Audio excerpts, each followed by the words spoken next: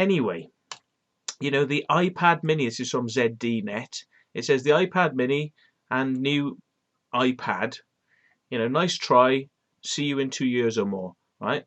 And this guy is saying, you know, he couldn't make this shit up, basically, because 6 months after they released the fucking iPad 3, there's now a fucking iPad 4.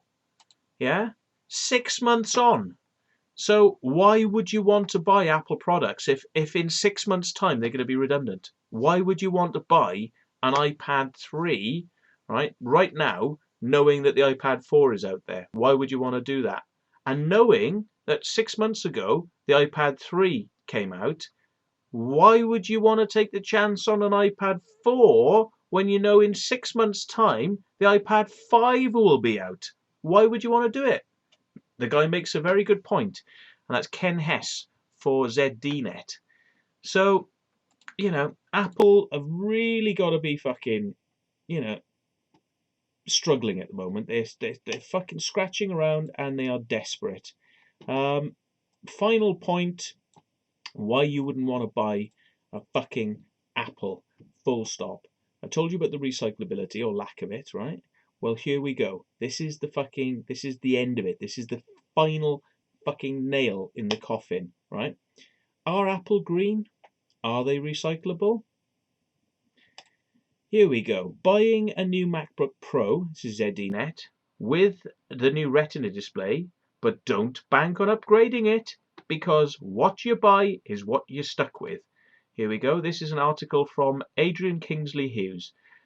Earlier this week, Apple unveiled the new MacBook Pro 13-inch complete with Retina display.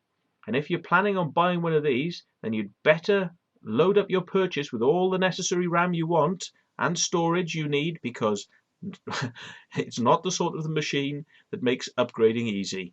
Why? An iFixit teardown shows us why. First, you have to get past the proprietary pentalobe screws holding the device together. Good luck defeating those unless you have the right tool. Special fucking tools required to get in the motherfucker, right?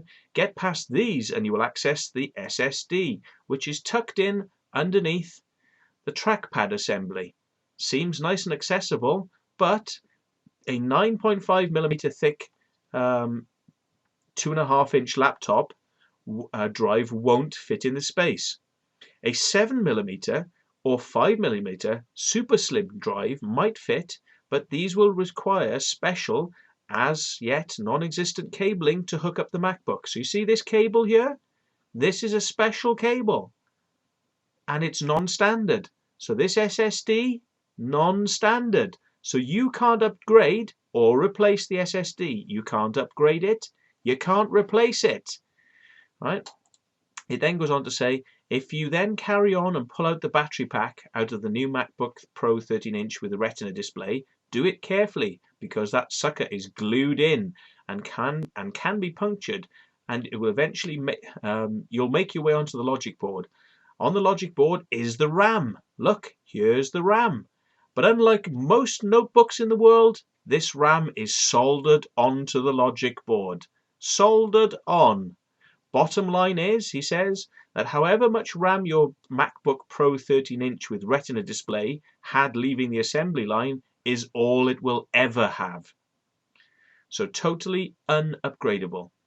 The iFixit team gave the MacBook Pro 13-inch with Retina display a repairability score of 2 out of 10, where 10 is the easiest to repair. So 2 out of 10. This basically means that while it works, you're okay. But when it breaks, as I've said many times in the past, your MacBook Pro is going to need professional and expensive tender loving care.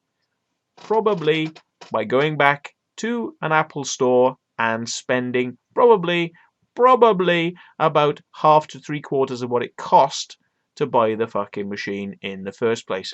That's, of course, unless you've got Apple Care, in which case you will have paid about 1/10 of the price of the machine for 1 year's Apple Care, but when it breaks, that insurance won't fucking cover you for a myriad of things that they will refuse to repair or replace the fucking machine for, because it's not insurance, it's Apple Care.